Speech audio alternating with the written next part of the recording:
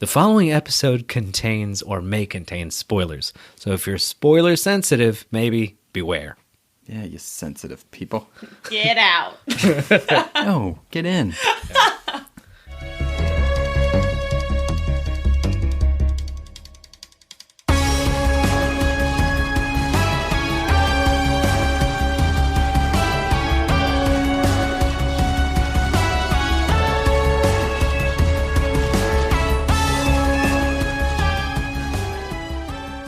All right, welcome to the Phantom Zone. 3 fans, 1 podcast, and a sea of comics. I'm Noah. I'm Kayla.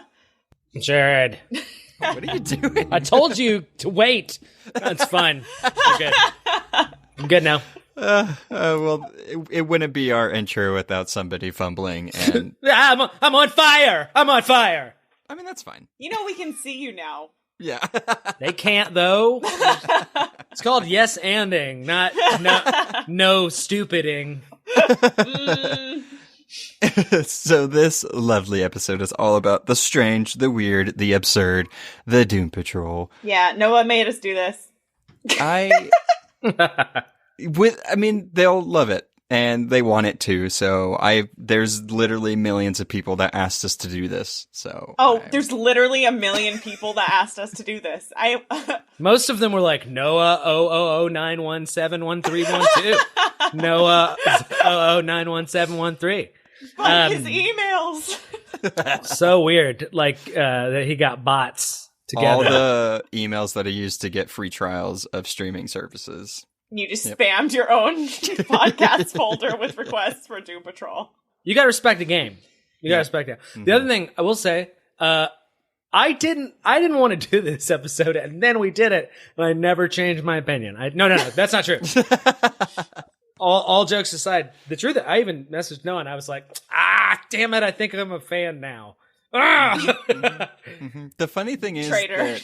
that not to toot my own horn, but the most recent things that we've been doing with the podcast, and then Jared being a guest on other podcasts, it's all these properties that I've talked about relentlessly on this podcast, and Jared has never read them or experienced them. Okay. And every single time he's read them and experienced them, He's like, I like it. yeah, I'm like, what have I been doing this I've whole time? never said any of this stuff was bad, but there definitely have been moments where it's like that kid with like his hand behind his back, like in brushing the ground with his foot, like, so wicked and divine is kind of pretty amazing. You may have been right. I mean, I'm just glad that you're reading it and other people that have listened to our recommendations have liked that stuff. So that's what this is for. Extra good stuff. So, this almost doesn't count for Noah, but you can totally talk here. What are your initial thoughts on the team, the Doom Patrol? My introduction into the Doom Patrol was actually the television show. My stepdad was watching it downstairs. I'd never read a Doom Patrol comic. I was only vaguely aware that they existed. But the show was so good, and fun fact for anyone who cares, to get me to watch something, just mention that Matt Bomer is in that thing, and I will become the biggest fan, because I think he is the most beautiful human person I've ever seen in my whole life. And I don't even care that he's covered up most of the time in Doom Patrol, because I know he's under there. Right. But aside from Kayla, that, you're gonna get mad, but who is that? Negative Man. Oh yeah, that guy's good. God. Oh my gosh. I didn't want to not know him. I just. But don't. anyway, aside from me being in love with Matt Bomer, him being gay and me accepting that fact, accept it. I like the whole found family thing. So it's never the whole like team of misfits things is never my favorite thing, but I always like it. And the TV show Doom Patrol, it executed it really well. I am, again, like I said, fond of the found family. So my initial exception is like, what a bunch of dorky weirdos that are basically siblings. So Noah, I have a very similar story, but Noah is like way ahead of the power curve on this. Noah liked these. My first experience was in some crossover with Secret Six by Gail Simone. Huge fan of that. Yeah. And they had like a just brief, like it's maybe one of their annuals. And I was like, well, these characters, I don't know them and they're dumb, so dismissed forever. And then Noah was telling me about the fact that they're a massively underrated franchise. So yeah, it's funny. The Doom Patrol have always been around, but they're not featured a lot. And really the only way you get to know them is if you actually read their comics. It's not like Justice League where you can get to know a little bit about Batman and Green Lantern and then also read their comics. The Doom Patrol typically show up in the background or in a big crisis event and you're like, oh, that's Elastigirl. But then that's it. Like they don't even say anything. Yeah. So, and most of their iterations, it was, the Silver Age, Golden Age, a long time ago. And then Grant Morrison did his run, which was huge, and it was for a while, and then nothing. And then Jared Way has brought them back into current. So while I was doing the research for this episode, it mentioned they had Doom Patrol, the franchise, like the comic, has died and resurrected 7 times. Yeah. Also, I was reading... Oh, go ahead. No, go ahead. Sorry. I was just going to say, that's obvious proof that there's a tenacity to the fans, that it's been around since the 60s, and it dies a lot, but they keep coming back. So, I mean, it just goes to show that there's kind of something special here. Yeah. I was reading it over the break, or not the break, but like to get ready over the last few weeks. So I'm reading the comic, right? And then I notice a liquid starts dripping on the page. And I look down, I'm like, my brain's melting and coming out of my ears because this shit is insane. And it's really good. We're going to get into it. But I honestly had no idea where that was going, and probably one of the better places it could have ended. So misdirect. Yeah, no, it's fantastic. But you mentioned the show, and like I'll be honest, like that was it wasn't reading it is really what hooked me. But I have to admit that was the first like hearing about the thing that I did. And I actually think it kind of gives a really good introduction, at least to the concept. It really does, because ever since we'll get more into it. What does super fan Noah think of the show?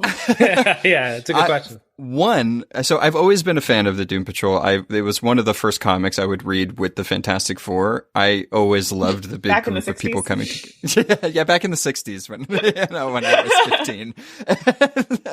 And no, so it's always been one of my favorites. It's always been in the back burner. I never expected them to get any spotlight or anything. And then when the show was being talked about, I freaked out. And then seeing more about it and seeing how well done it is. And then on top of that they don't give a fuck about not being absurd. That it's just automatically off the bat just absurd, just like the comics. It's amazing. If you have not seen that show, you should. If you have not read a Doom Patrol comic, you should. I feel real bad about Brendan Fraser having like the comeback of his career and you can't see his face. That's not even him. That's not his body. It's just his voice. Yeah. Oh, okay. I didn't even know that. Okay, that makes sense. He has the easiest job in that whole cast. Yeah. He's great at his voice acting is killing it. Yeah. Yeah, so I mean, that's a brief little introduction. I mean, we obviously really like the property. We feel like it's due time that we also talk about them. And just as a forewarning, we're going to talk about the main core group of the Doom Patrol. There's other characters that you might know or have even seen in the TV show, but we're really just focusing on the main core, not the rotating roster that usually shows up. It's kind of like talking about the X-Men and not talking about all 750,000 of them. Oh, we're still going to get a tweet if we did X-Men. We'd be like, you didn't mention Maggot, my favorite Joe Madureira-based X-Man. Right. I'm already exhausted, and I haven't done that episode yet. Oh, just wait. I think just before we get like into the details, you'll notice we pick, for our deep dives, like you kind of have to have a big effect. You kind of have to have a big splash. Character or the team or the concept has to be meaty enough. And Doom Patrol might be a bit obscure, but I think what we're going to do over the course of this episode is make a case that they have a very like signature, unique, special place in comics that really isn't paralleled by much else, especially not at this level. So, yeah. Yeah. It's a quote unquote superhero comic, but it's not. It really stands on its own within the genre itself. It's crazy. It kind of is kind of superhero thing, and it kind of isn't. All right, so now we get into the lovely powers and abilities of these teammates of the Doom Patrol. So I'm just going to do a brief overview of the main ones. the main ones and what their powers and stuff are. Tell us about the team, Noah. Yeah, so the ones that we're going to really cover in this episode is Robot Man, Negative Man, Elastigirl, or Elastiwoman, depending on which version you're reading, Crazy Jane, and Chief. I don't usually count him as part of the team, but he's the main part character, of it. So yeah. Kind of. Okay, so Chief has no abilities, but he's super smart, and he's in a wheelchair. Think Professor X, but with red hair. So that's him, and no powers. So he's less than already. He's played by Timothy Dalton on the show, so he's hot.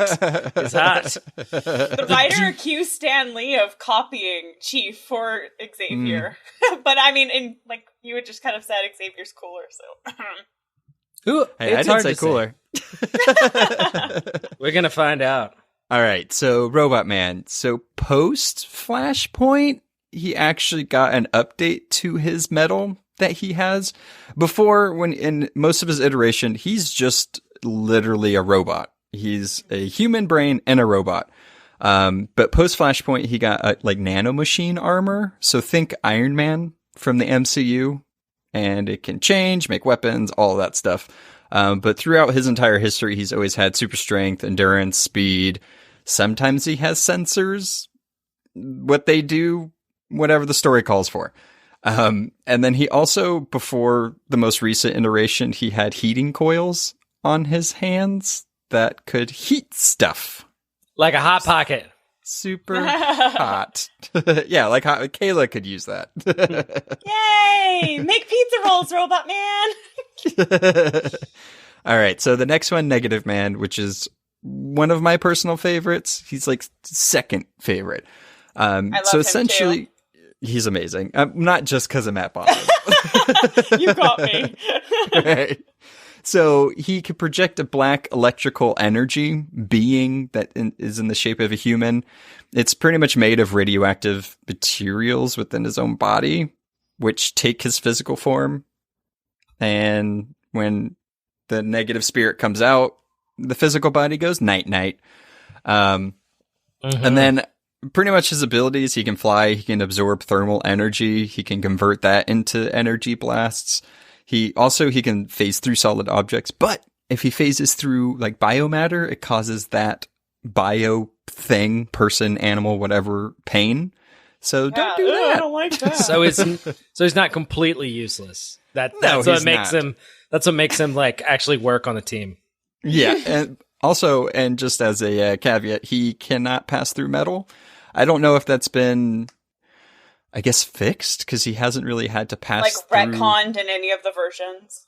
Yeah, and specifically lead, not just any metal, sorry. Lead. So, think Superman. Him and Soups. Yeah. Mm-hmm. Yeah.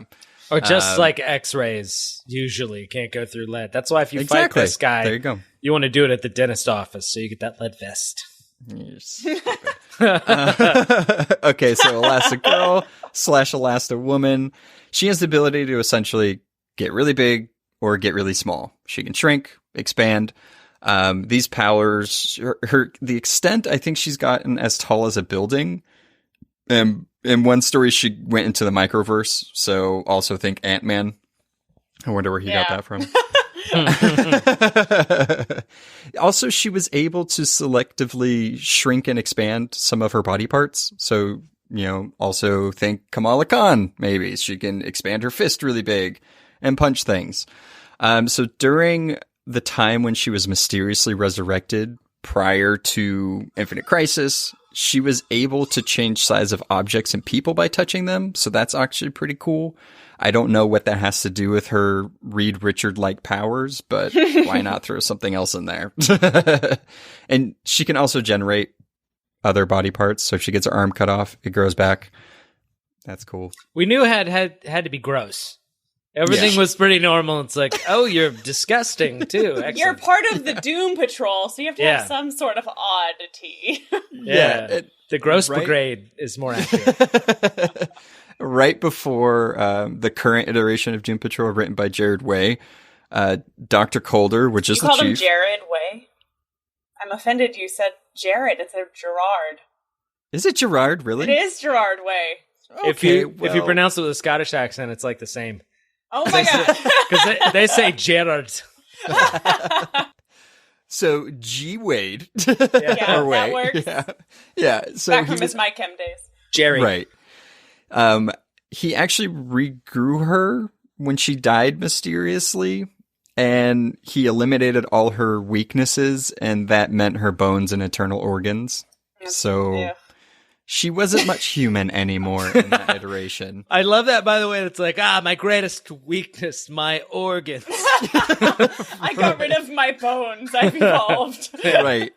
And if you've watched the show, a lot of in the first season and somewhat in the second season, she turns to this big blob goopy thing. Yeah. And that's where this comes from. So when he took away all her organs and everything that made her human, when she would go to sleep, she turned into a blob. That poor dear. So She look like a poop.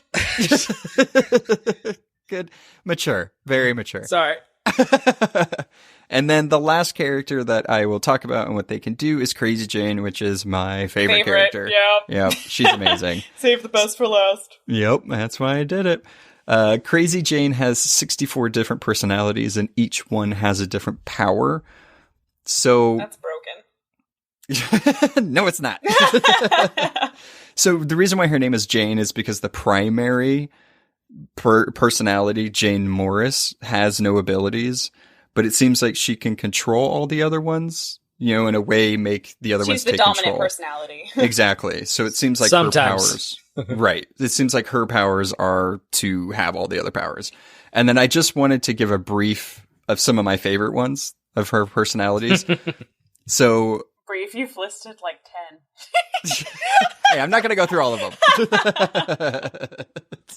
So Black Annis, a violent man-hating creature equipped with sharp claws, red eyes, and blue skin.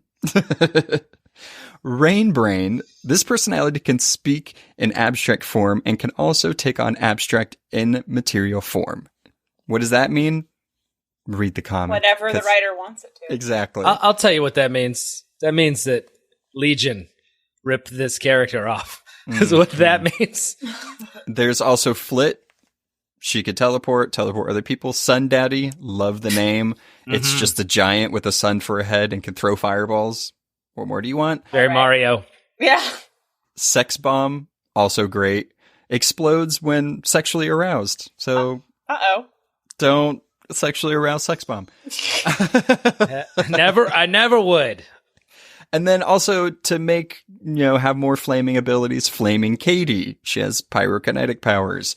Lady Purple can sense the future. Daddy, a recreation of Jane's father as a giant monster. It was destroyed, but it was worth mentioning. And then Driver 8, conductor of the underground subway. So just a little bit more on Jane. Her brain or her personalities live in this thing called the underground. And the way it essentially works is whoever's driving the train is in control of Jane's body. And Driver 8 is really the conductor and making sure everything goes smoothly. So it's also, that it really does. The Legion thing bothers me a little bit because the X-Men and the Doom Patrol already have such this reputation for having these similarities. And then there might be a little espionage involved. And then they make this character Legion that's kind of like directly derivative of Crazy Jane. Do we know when Legion first came out? Because Crazy Jane didn't come about until Grant Morrison. Grant Morrison essentially is the one that created Crazy Jane. So we'd have to check on it, but I'm pretty sure because Grant Morrison, what I read recently, it was very early 90s. And I don't think Legion was until later on. Either way, this is very close. I also don't feel like, I could be wrong. I don't feel like Grant Morrison's the kind of person to he's too weird to be stealing from normies. Right. Normies.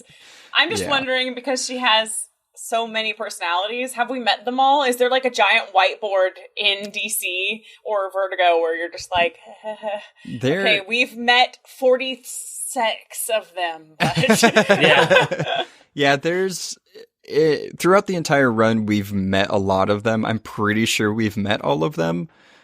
Some of them have gotten destroyed, some of them haven't. In the show, we've met probably 7. Yeah. So can I mention something from one of the characters you didn't mention? And you had no reason to mention this, but I think it's so interesting because we probably won't circle back. Yeah. So Negative Man, during the Grant Morrison run, did this cool thing where he merged with a black woman and they became a Gestalt character known as Rebus. Yes. And I think that Rebus should have had the ability to turn into like a giant robot, like a transformer. They and already then have a robot on the team. No, but then it would have been Rebus McIntyre, and they could have looked like Reba McIntyre. And you could cut that part out, but it's just it's haunted me. Walk for not much reward. Look, you put way too much effort to build up that joke for it to be it Reba was McIntyre. a fun Rebus McIntyre is going to be a real thing. Okay, and again, you can cut that out, but it was really fun for me. So go ahead. Okay. All right. Well. Oh yeah. This is the team deep dive. It's our first one that we've tried to do.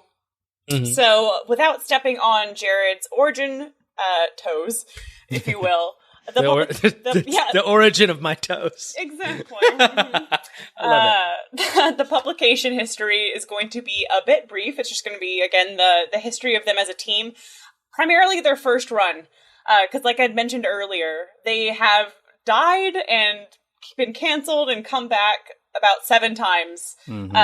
But they first appeared in the original Doom Patrol in June of 1963. The comic was called My Greatest Adventure. It took place at a time in comics where they were trying to combine superhero and adventure comics into one. So that was kind of their idea. They wanted to do adventure superheroes. The writers were Arnold Drake and Bob Haney, artist Bruno, and I'm probably going to butcher this last name, Priamani? That's close enough. Yeah. Again, that run, the original run, lasted for 5 years when, in the first time in history, and probably since, Drake killed the entire team off in the very last issue. Saving a random small fishing town in Maine. They were like, we'd rather die. Even though those people were very cruel to them, the Doom Patrol sacrificed themselves, they all died at the end. That was the story. I mean, what a way to be like, I'm not writing this anymore, nobody else is going to pick it up, I'm just going to kill him. Yeah, that's a bold choice. Right. And it also might be one of the reasons they were attractive enough to pick up back up, you know? Mm. Yeah. I think, again, the popularity, you're going to get into this, compared with, like, kind of the Outcasts, the Misfits, really resonated with people. The Doom Patrol is odd, if you hadn't gotten that by the conversation so far. Oh, yeah. The original name, actually, was the Legion of the Strange, so there you go. It's fitting. Yeah. Mm-hmm. Glad they changed it, though, just because, like, we have a Legion of Superheroes at DC, so it's just convenient. Legion was a little bit too serious for the team anyway. That's a good point, yeah. Yeah, the Doom Patrol just has this ominous, dark meaning, and I'm like, yeah, perfect. It's also very original, too, the name. Yeah, it's true. Yeah, it's not like a format that, like, it's going back to or whatever. Mm-hmm. Then last random fun fact, Robot Man is the only character to appear in every single version of that team. So some of the original characters were killed off and not brought back. Certain writers choose to create new characters, like you were said about Crazy Jane didn't come around until several iterations later. So Robot Man was the only consistency there. Robots never fail, you know? Gotta have them. Yeah, because it turned out that he survived the original blast that killed all the other teams. So that's how they justified him being in the next team. It's like, he's a robot. He didn't actually die. He lived. I mean, as long as his brain is intact, I guess. Like, I thought you were dead. I'm a robot man. I'm a robot man. Well, let me pick up that baton. Okay, so as we all know at this point, I do the origins, and the truth is that the Doom Patrol, like for me, and I think in kind of a consensus, its origin is amazing, and it really struggles to kind of recapture that. But we'll sort of talk this out. So the concept, as we've talked thus far, is basically that you have a bunch of sort of individual people who's got powers, but unlike the normal sort of 1960s picture where, you know, they get great powers and have great, you know, Spider-esque responsibility I see what you did there. Yeah. Or hard water makes them vibrate fast enough. They're like, I'm just going to help people. In this case, it was hard water molecules. How dare you? That's a good point. I was being crazy. You're right. But look, so they all get powers, as we talked about. Robot Man gets stuck in a robot, essentially has no sensation. Negative Man is horribly, disfigured. So they all get powers, but their initial instinct is that this has ruined my life. I don't want to basically do anything. I'm completely isolated. Woe is me. So Niles Calder, the chief, who's like this genius, dynamic personality, basically assembles this team and sells this idea to them. Hey, you've ruined, or your life has been ruined. It's very sad, but you know what? You could sort of like save yourself by saving the world. Come, I'll join you and it'll be great. And that's the Doom Patrol. I like how he put himself in the leadership role. He's like, look, I have no powers. Yeah. And y'all are living at my house. So I'll just lead the team. It's also where we talked on that, when we talked about the X-Men, about the dichotomy between Professor X and disability, having that crazy, powerful mind, but also being stuck in a chair. I think that, Niall, even though he doesn't have mental powers, being a genius in this dynamic personality, despite being in a wheelchair, they're sort of playing on that a little bit. And like, this is the early 60s idea of like, being isolated from society, being in a wheelchair and stuff like that. So anyway, Niles assembles the team. And it's fair to say that like, this is getting kind of what Kayla had alluded to, publication wise, is kind of a big deal. These guys stand out in DC. They weren't explosive in terms of sales, but like, DC characters are like filled with like these post-war demigods. They're all bigger than life and they're square-jawed and big-chested and everything like that. So having a bunch of weirdos, and I only say this because it's accurate to the language of the time, kind of like circus freak style characters, it was a weird thing for, the general public to see. And I think that's what makes them sort of stand out. Also, I just want to address this, because how do you not? There is this similarity we've talked about with the X-Men. They're very similar, but I think it's close enough. There probably was some theft somewhere involved. I don't know if it was Stan Lee necessarily, maybe some of the money at Marvel and something like that. I think, Arnold Drake was the one that was like, Stanley fucking stole this idea from me. So he apparently softened that claim and just said, look, a lot of ideas were floating around. Maybe he took one. Anyway, so, but the important thing for us in terms of like their kind of like how the concept and the history kind of congealed, so to speak, is that they drifted apart in their sort of emphasis and their storytelling, because where the X-Men is really way more about like, almost like identity politics and like being part of a group that's persecuted and stuff like that. The Doom Patrol is more introverted in a sense. It's sort of being an individual that can't fit into a group at all, being sort of completely isolated.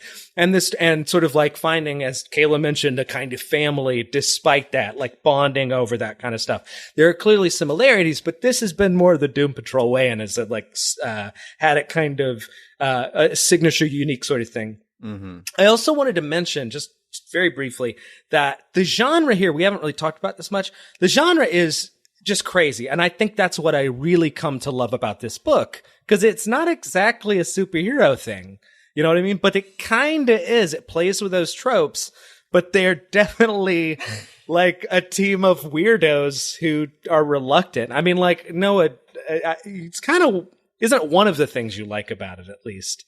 They're kind of like an outcast weirdo, right? So well, I didn't mean you related that much to it, but I mean it's just so distinct. I mean, I'll try to save that insult to what you were trying to say. No, I mean I loved it too, so I hardly. Yeah, I mean it just goes into what I normally read and what my interests are, and I know, like we talked earlier, Jared's been reading a lot of stuff that I've been harping on this podcast a lot, and it just falls into that. It's like the outliers within the bigger industry. So you got, Sandman and Wicked and the Divine and Doom Patrol. I feel like even though they were in Vertigo and they were also in DC now, they don't really fit in with the superhero or even the greater teams, just even on the base of how they act and what the driving and motivation force is. But what's amazing about it, I think, this Doom Patrol has a similarity almost to Watchmen, because where you have these sort of Vertigo titles that are not superhero at all, but they're in DC somehow, you can just say that's its own thing. It's in this corner. Mm-hmm. it's that Doom Patrol comes so close to a kind of normal sort of Justice League. You get a different vantage point than you might be if you were just reading a straight up kind of like cop story or detective story. They're like, they give you a weird vantage point. Anyway, but that's not to say it's always been like this. It's important to suggest after Arnold Drake gets done with this original concept, later writers don't really kind of understand this. They don't see the value. They don't see the kind of off the beaten path popularity that's later taken up.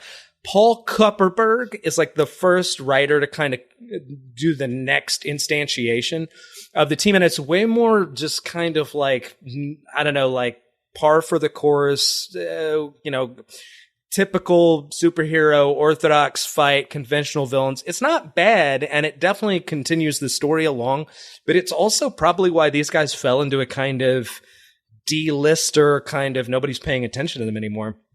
And that happens. Eric Larson gets his start in this book as well. So it kind of just sticks in that territory, and it would have gone in complete anonymity, I think, if not for the work of one Grant Morrison. Mm-hmm. And weirdo. and I know, and I totally get it. And like, I'm sure the listener like has mixed feelings about that Scottish auteur. He is a wacky writer for sure. And I want to ask you guys in a second how you feel about him. So Marshall, your thoughts, but oh God. Okay. At least you prepared me. Yeah, exactly. But the important thing is that, like, in terms of the Doom Patrol, he absolutely puts his, what I like to call the Morrison stamp on this book. This is Grant Morrison being maybe his most Grant Morrison. I'll get into this a little bit because it's very important to the Doom Patrol, but I'm just curious, like, since the the listeners are going to have their feeling about this, what's your general vibe about Grant Morrison? To me, he's almost like Brian Michael Bendis. Those that have our Patreon members listen to our entire episode talking about Brian Michael Bendis and our feelings. He can be and our feelings. Really good when he's really good, and he can be really bad when he's Grant Morrison. So I feel like it really depends with his Doom Patrol run, though. That it's one of my favorite things he's ever written. Mm-hmm. It's just so... I feel like it's akin to... Neil Gaiman's Sandman. It's just one of those things where it's like this person was almost made to write this. Mm-hmm. It's perfect for him. It just set all of those, I guess, parameters for somebody like that. Absolutely. And the thing is, you have to understand, if you haven't read this, it is a bit hard to describe. But the thing is, Grant Morrison, he really kind of like secures the Doom Patrol's legacy of not just being like in concept kind of weird, but being absolutely like off-kilter kaleidoscope of psychedelia crazy. And the thing about that is like, okay, so before it was weird in this kind of strange tales journey into mystery kind of way. You know what I mean? It was sort of like, these weird heroes and their bizarre journeys. I like to say that Grant Morrison has more in common with Aleister Crowley and like Borges than Chris Claremont. It has he incorporates like surrealism, Dadaism, magical realism, all these sorts of things, postmodern writing, to create something that's truly weirdly original, but still somehow a superhero story. And to give you a deeper sense of that, so I'm not just like, it's crazy. What constantly happens in his run is that characters sort of, it's not just breaking the fourth wall. It's not just that meta thing. It's that like the characters who are imaginary inside their world become real in their world, and characters that were real lose their reality by questioning their reality. Things like that happen all the time. And it has this sort of dizzying effect when you read it. So that's basically his like effect. And I think that's important because it's also, if you've read his Animal Man, it's similar. Grant Morrison made these guys so weird. It's what people think of when they think of the Doom Patrol. They're almost thinking about like his weird ass psychedelic X-Files on acid kind of writing. It's really good stuff. Now it's also important to say that like, it's not just his style and weirdness. He wrote some like, and I'm coming to sort of like why this is important in terms of the stories and stuff like that. He wrote some of the biggest developments, introduced the craziest characters. Like you mentioned, Jane is like, Crazy Jane is his creation. A character we'll deal with later. Danny, anyway, is great. But also, and I think this is the sort of crazy sort of moment is that in issue number 57, I so rarely mention issue numbers, but this is a big moment How in Doom dare Patrol. you. I know. It's big in Doom Patrol and it's big in comics generally. We've become pretentious. I know, absolutely. It's revealed, and this is a big spoiler, but I have to tell you because it's almost the grounded concept of the story now, is that it turns out that Niles Calder, Chief, the guy we thought was Professor Xavier, but without the mental powers, but a nice guy, is a huge prick. It turns out he created the very accidents and circumstances that ruined the lives of all of the main characters, like Robot Man, Negative Man, and Elasti-Woman. Basically, for the worst, most evil, kind of like twisted Nietzschean reasons, he thought that they were superficial and useless and shallow and like unappreciative. I mean, to be fair, Yeah, he's not wrong about that part. They were, but he makes the choice to sort of ruin their lives to then come around. Yeah, exactly. To come around and be like, why don't you take the powers that you somehow got? Who's to say where those came from? It's crazy circumstances, but so many accidents. Yeah. And then you can and it's kind of fucked up too, because it's like Chief is in a wheelchair. So he's sort of like, in order to lead a team, he has to create. It's very Mr. Glass. As a matter of fact, Mr. Glass is kind of, I think, in some sense, inspired by this idea. It was also, how are you gonna? I mean, if you assembling this team before they knew that he created all those accidents that gave him these abilities, and he was then experimented on them, whatever. How? I mean, if you feel like you're an other, and the person that's in a wheelchair that does have some type of shortcoming or whatever, how are you going to say no? He's like, well, if I'm going to be heroic, why can't you be heroic? You Absolutely. have powers and you can walk. And it's like, sure, man. and I think he's like narcissistic and deluded enough that he thinks he like believes it. Like he thinks was just trying to somehow make his bad decisions seem right. Yeah. And like you can, and I think at some twisted level, he thinks he's he thinks he's improving them, but they're too like pedestrian and banal to understand why you don't really need skin. You've got X-ray powers. Anyway, okay. So, the reason I mention this is that you have a character that we've been led really for decades to think is like Professor Xavier, and it turns out he's more like the villain from Saw. Like right. It's a messed up thing. I think that's one of the biggest Breaking Bad sort of reveals in comic history, and it's been crucial for this sort of series.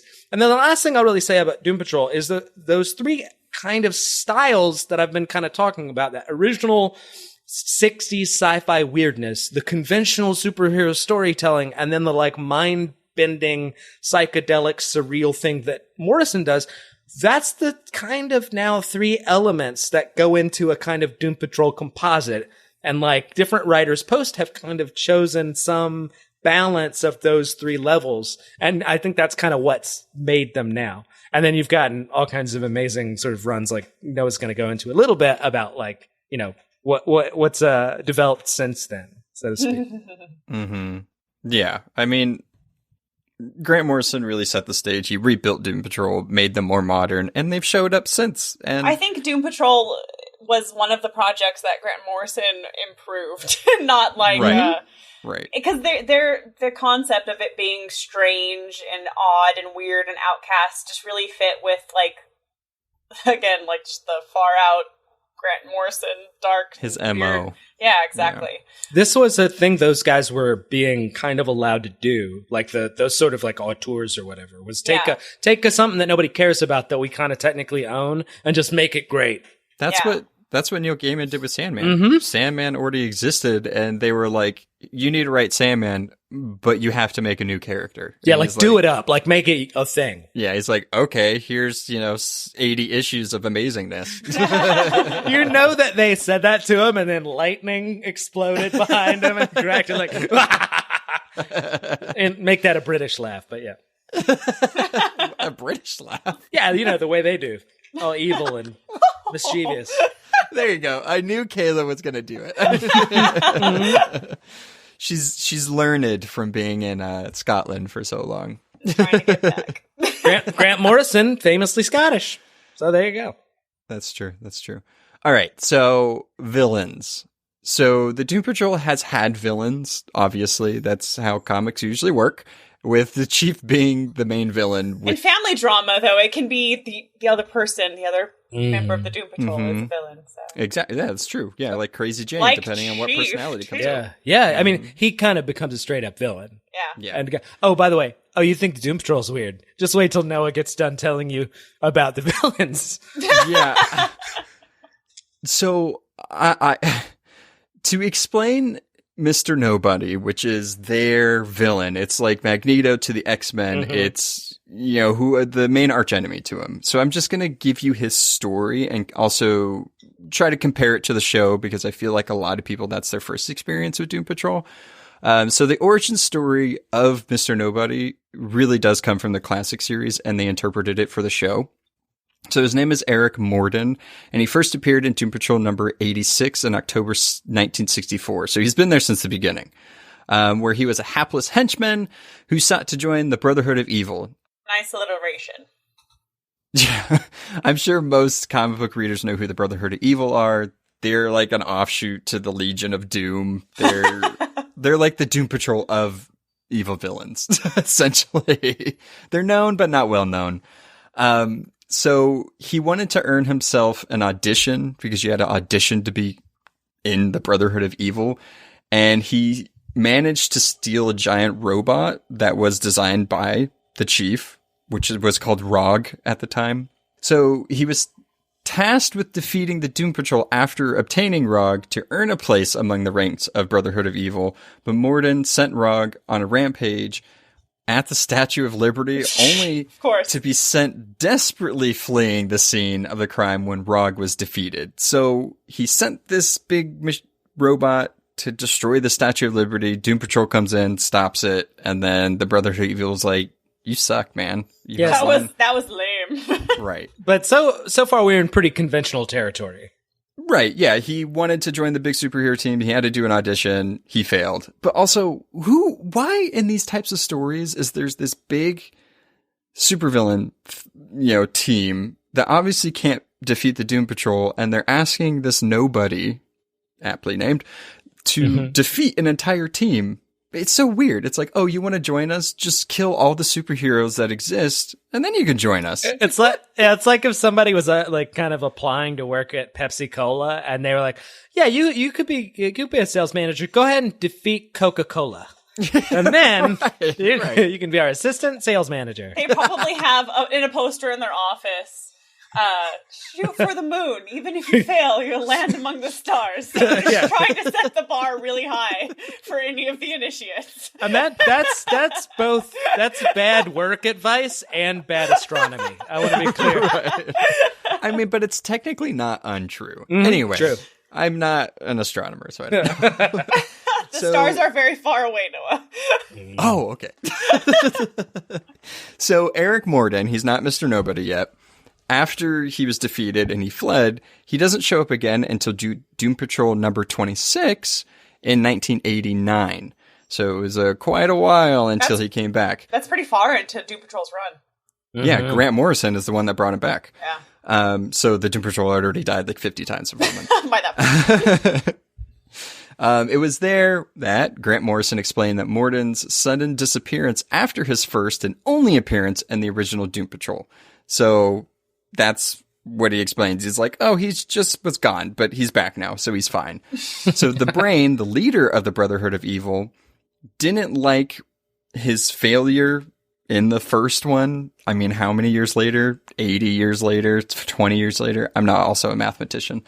By the way, the Brain and Monsieur Mala, great. Just fantastic DC characters. Yeah. Well, they may never get mentioned on the show again, so I just thought. Right. It's just the reason why this seems a little weird is it's very disconjointed. So when he first appeared, he was tasked to do this and he failed, but then he never shows up again. But when Grant Morrison writes it, he picks that story back up again. Yeah. And so essentially the Brain says, oh, if I ever see Morden again, I'm going to kill him. Pretending 20 years hasn't passed.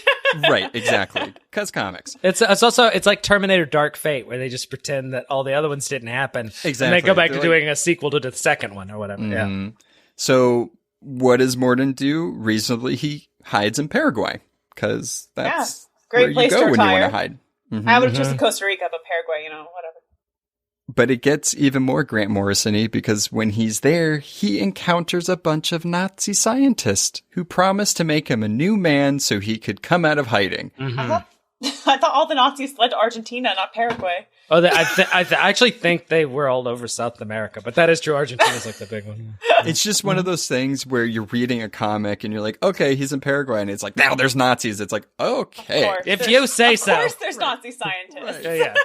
And so... This is like the least weird thing about this book, by the way. Right.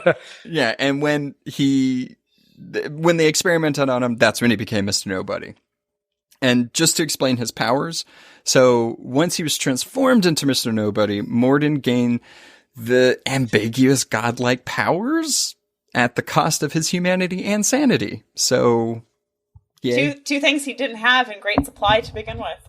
No, and it's just all gone. He's like Rita Farr, bones, organs, done. That scene is just metaphysically weird. It doesn't make any real sense, but it's just spooky, and because he's just like staring into nothingness, and then I realized my own non-being of the non-materia, and then it's like, and then I was God. Or whatever. Right. It Exactly. makes sense if you're on shrooms, like Morrison probably was while fighting. Constantly. Yeah. He just has an IV constantly of shrooms just coming in.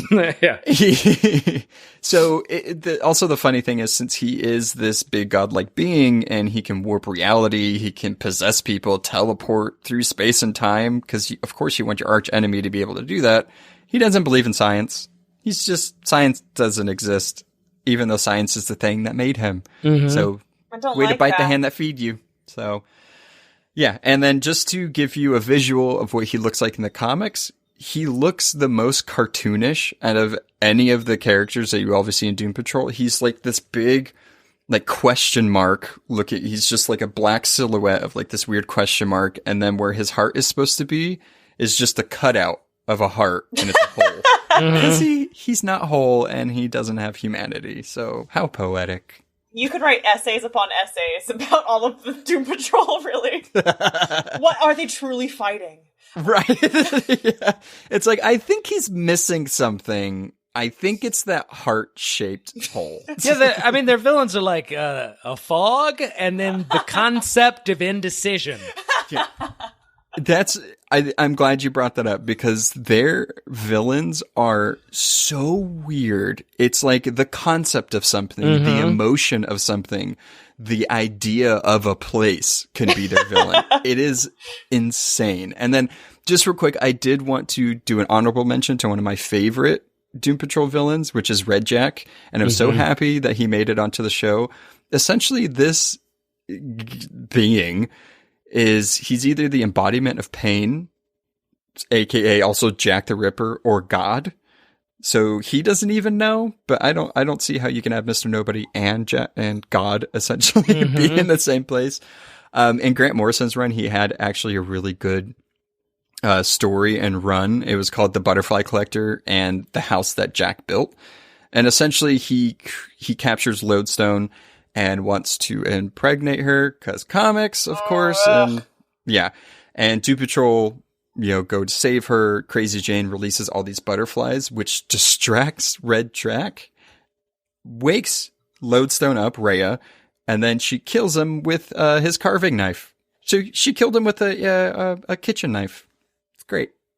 Oh yeah, Doom Patrol can kind of very frequently tiptoe horror comics too. So not only superhero and adventure, but there's some really dark, disturbing stuff. Yeah, and the reason that's primarily why I like him so much is because he's horror, very much like horror. Right. Yeah, he's very much like a horror villain. He feeds on pain. He tortures people. He's terrifying, but somehow butterflies are his distraction. Nice. It's very true. And I just to sort of underscore that horror part, when I was reading my first Doom Patrol, I did even though it changed after a while, the first story I read was it was Grant Morrison's first story, and I was like, oh, so this whole thing is like a horror thing. Yeah. And it proved not to be. It was bigger than that, and there was more going on. But the first one was actually had so much the beats of horror. I was just convinced, oh, that's why it says Doom in the first part. Okay, cool. Yeah, so that's Doom Patrol's villains. They have many more, but Those are, or Mr. Nobody is typically the one that you would run into, and we He's do not normally have enough the time. end game. Exactly. Yeah. So now what we wanted to do was give maybe just like a little honorable mention to the other members of the Doom Patrol that are pretty popular, ones that we really like, essentially our favorite members that aren't part of the core team. Yeah. I'll pass it off to Kayla because I've been talking so much that I just You're tired of your own voice. I am. I don't ever do that. All right. Well, I kind of struggled with who to talk about, but while we were coming up with the concept of this episode, it was heavily suggested that I should talk about Dorothy, which is fine with me, because I feel like Dorothy, based off of Dorothy Gale from The Wizard of Oz, just picture that in your head, is kind of the perfect balance of like this weird innocence in terms of being like a social outcast and the struggles you have to go through, which is like one of the main things Doom Patrol talks about, versus like the really dark and creepy, almost horror-esque aspect of what she can actually do, and unfortunately to a lesser extent of like people's reactions to her. So Dorothy she wasn't an original member of the Doom Patrol, and she's in the comics not currently a member. But she was an important figure in the Doom Patrol for like the middle, basically, of the comics. Grant Morrison's essentially. Yeah, exactly. And her ability is to bring imaginary beings to life. So, tragic backstory is she has a facial deformity, the face of basically an ape, so kind of like Luther, except instead of the chest in the Umbrella It's Academy, just her face. it's her face, unfortunately. Right. She looks like a monkey. Complete with hairy arms and the like. So she was very isolated growing up. She didn't go to school. She was homeschooled. So she basically just had her imaginary friends to keep her company. And, lo and behold, she has the ability to bring those imaginary friends to life sometimes. I'm glad she did, because that would just be tragic. Yes, to an extent. So the caveat is, this is a pretty, again, like most Doom Patrol members, it's a pretty OP power. But the imaginary people that she brings to life, there's no kind of rules or guidelines in terms of how they feel about herself. So she can bring friends to life, and they can be on her side and fight with her, for her, but also, they don't have to like her. They can be her enemy. So she can bring forth bad things too. Probably should have mentioned this. She first appeared, like you had said, Grant Morrison's run, Doom Patrol Volume 2, number 14, in 88. And then she started as a background character, became a full character a couple of issues later, as they typically do. As of the Rebirth issue, she had been on life support previously to that, and Robot Man decided, after she made an imaginary version of him to keep her company, and so he found her, that she was kind of haunted by the Doom Patrol, and like trying to continue it on with her imaginary kind of creations. He found her, she was in a coma on life support. He decides to take her off, so as of Rebirth, Dorothy, unfortunately, isn't in the comics yet. She's still mentioned from time to time because Robot Man has a picture of her. He refers to her sometimes. It's still, her presence really haunts him. Again, my introduction to Doom Patrol was the show, so she made kind of basically a cameo appearance in the first season before becoming a major part of the second season, from what I've heard, even though I haven't seen the second season yet. Don't hurt me. Oh my god. yeah, but I heard she's a huge part of Doom Patrol Season 2.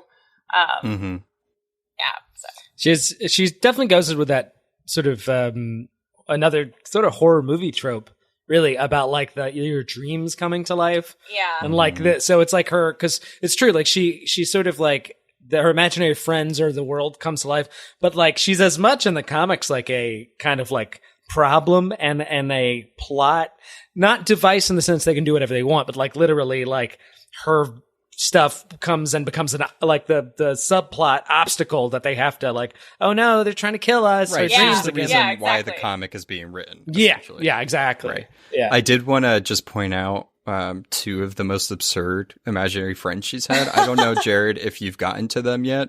So there's Jolly Hanger. Literally, it's made up of coat hangers. That is terrifying. I don't like that. And then also Damn All. And it's essentially, a newspaper crossword puzzle and financial reports. Specifically, there's financial reports in there, and it has multiple eyes and a giant smile.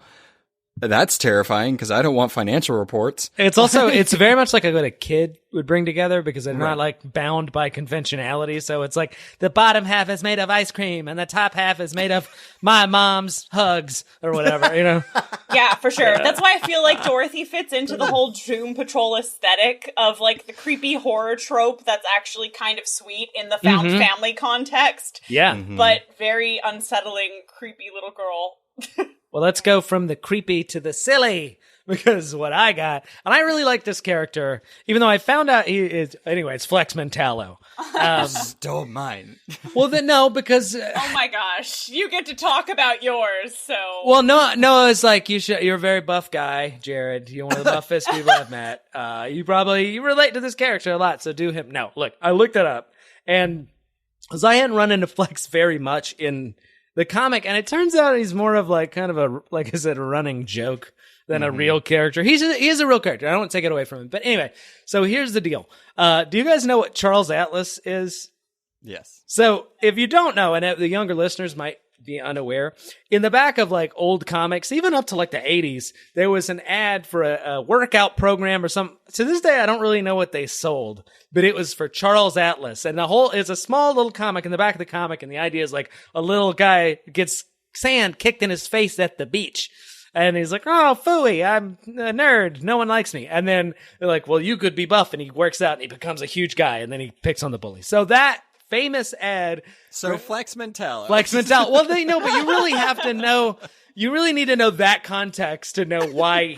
Half of his appearance is all about that thing. Anyway, so turns out the real Flex Mentallo, at first he thinks in his reality that he got his powers by sending off for them, and his powers are what is it?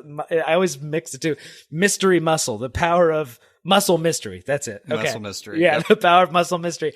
And it is a crazy power. It's great. He flexes different muscles in very specific ways and can do any number of things. Each flex has a different way of altering reality. Some of it to a crazy degree. But it turns out the most sort of important thing here is that like he actually, much like a lot of the Doom Patrol, is sort of like the product of somebody's imagination coming to life. So there's a hyper powerful psychic named Wally Sage that basically an evil department, a government department kind of had captured. Well, he imagined, or he was like in a comic that guy wrote, Charles Atlas sort of parody, that became Flex Mentallo, and he was willed into existence. So it's kind of sad. And that also kind of accounts for the reason he's not like the most like realistic character in the world. But he's a caricature of a caricature. Yes. Like he's ridiculous. I love him. I think he's great. Always super sweet. He looks ridiculous. Mm-hmm. And he's had a miniseries before, and like I didn't get it. I tried to get it. I couldn't get it for the time of the show. I am ordering this thing because it's Grant Morrison, Frank Whiteley, like some of the best like anything ever. But yeah, I kind of want more Flex Mentallo, and I kind of want more like not totally realistic. He's in the current run of Doom Patrol very sparsely. Unlike Dorothy, so there you go. Well, see, this is the one problem with the weirdness of Grant Morrison's writing is sometimes because he questions the reality of it so much, you start to not really believe, like they become less well-rounded three-dimensional characters. But anyway, last thing on Flex Mentallo, he was so powerful that his flex was so great, he turned the Pentagon, which is like the building in Washington, D.C., I think we know what shaped like a pentagon. Explain that. Well, it could have been a magic pentagon somewhere else in the story. Anyway, the Pentagon, we all know, he turned it into a circle, which shouldn't even be physically possible, or rationally possible. But he did it. He's that powerful. The flexing. He just wanted to be able to say that bit, so that's why he chose Flex. He actually does. Basically, well, at least I understand what he is. The next character that Noah's going to go into, I'm like, I don't know what you are exactly. Leave it alone. Yeah, you can't talk about Doom Patrol without talking about Danny the Street. I love him. Yeah, because it's a they if you're talking about the show version. It's a him if you're talking about the comic version. True that. That's the difference. Yeah. So it's a living sentient street. Cool. That's it. Yep. That's all I'm going to say. No, I'm just kidding.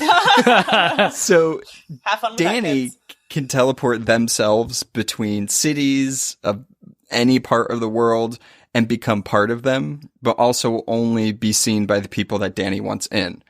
And once Danny is embedded into that town, the really cool thing about it is that it allows the rejected or the ones that are persecuted or whatever come have a safe haven. So Danny's like the best thing in all of comics because all Danny wants to do is just keep people safe, because when people are happy and safe, Danny is alive and able to produce more and be able to be better than Danny was before. And when people don't need Danny, it reduces itself down to a brick, which also is in the current story and also in the TV show. So they're going right in line with that. I think, and the only thing that I'll say, the reason what made me fall in love with Danny more, not only because in the comics, but in the show, they really used that as a platform to showcase this was a safe haven for people of any type of anything. Yeah, the show did a really good job with Danny, and I feel like I'm glad you brought Danny up because I can't think of another character in comics that is like Danny. Right. Yeah. I think the closest thing would maybe be like the Green Lantern planet, like Mogo. Or, yeah. I mean, that's the closest thing. But even then, this gets weirder. Yeah, because it's like a roving pocket dimension whose existence is directly proportional to their having been appreciated. Yeah. Yes. Yeah. Yeah. So, yeah, Love that's Danny. Danny. Danny has taken many forms: as a brick, as a street, as an ambulance, which is in the current run. So, I love Danny. Could have not mentioned Danny. Open your mind. Essentially. All right. Comic book recommendation time. So my recommendation is Gerard obviously Gerard Way's Doom Patrol, the current run. It's still going on. There's 2 trades out now. It's amazing. There's new characters involved. Danny is now an ambulance, but with inside that ambulance, it's like a whole world. Super cool. Read it. Space Case is in it. Beast Boy's in it. Everybody from the Doom Patrol makes an appearance in it, pretty much. So that's my recommendation. You should have just recommended Gerard, because that way they would have gotten Umbrella Academy, Doom Patrol, and My Chemical Romance. I mean, that's a win-win-win. I mean, that's my recommendation. Yeah. Anything from Gerard Way. him. Just Google him and deep dive. Well, my recommendation, I can say his name, or at least I think he's Scottish, so it's probably like Grant or whatever. Grant Morrison. He's a fantastic writer. And check out his Doom Patrol run. He reinvents the whole thing. And what's really cool is that they have it in like the author's sort of volume. So even though he starts at like, I can't remember exactly, but it's like issue number 37, they collect editions that just start there. So you can just begin with his run. And it really does, like, it is a big break from the earlier stuff. So. Yeah. It's hilarious, me following Jared, because my recommendation is Doom Patrol by Rachel Pollack, which she took over the series on issue 64 after Grant Morrison left the project, so she kind of picked up that baton. And while she doesn't make a lot of the lists, I feel like it's important to bring her to the forefront because she created the character Kate Godwin, who is a landmark character in comic book history. She's the first transgender lesbian modern superhero, so, you know. Yes. Also just finished Grant Morrison's run by reading Rachel Pollack. It just makes sense. So, there you go. True. Good follow. Yeah, read that. I mean, essentially, we should have just done this in order. So, read Jared's recommendation, then read Kayla's, then read mine. Yeah. So, there you go. Man. That's all you need. All right. I think that's it. Oh my gosh, our first team deep dive. Team deep dive. We did a team. As a team, we did it. All right. Bye-bye. Thanks, guys. Thanks for listening. Follow us on Facebook, Instagram, or Twitter at The Phantom Zone Pod for more podcast updates.